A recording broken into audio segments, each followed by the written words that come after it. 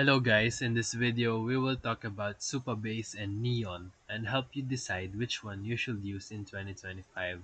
So let's start with Supabase. It is an open source Firebase alternative that gives you a real-time Postgres database, authentication, storage, and edge functions. It is simple to use and developer friendly. On the other hand, Neon is a modern serverless Postgres solution. It is built to auto-scale and separate storage from compute, making it more efficient for high-traffic apps. Now let's compare both tools across 5 key features. Number 1. Performance. Neon wins in high concurrency and scale thanks to its auto-scaling serverless architecture, while Supabase performs well but may lag under very heavy workloads. Number 2. Features.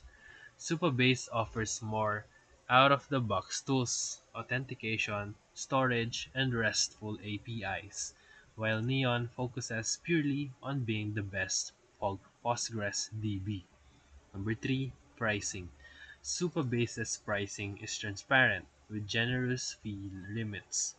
Neon also offers a free tier but charges based on compute usage, which can spike. Number 4. Ecosystem. Supabase has a rich toolset and tight integration with front-end frameworks, while Neon is better if you want full control over your DB and plug it into custom backends. Number 5. Use case. Use Supabase if you want an all-in-one backend. Choose Neon if you are building performance-heavy apps with customized infrastructure. In conclusion, Supabase is ideal for quick MVPs and full-stack apps, while Neon is better for projects that require raw database power and scalability. So if this video helped you, feel free to like and subscribe for more quick tutorials, reviews, and comparison videos. Thank you for watching.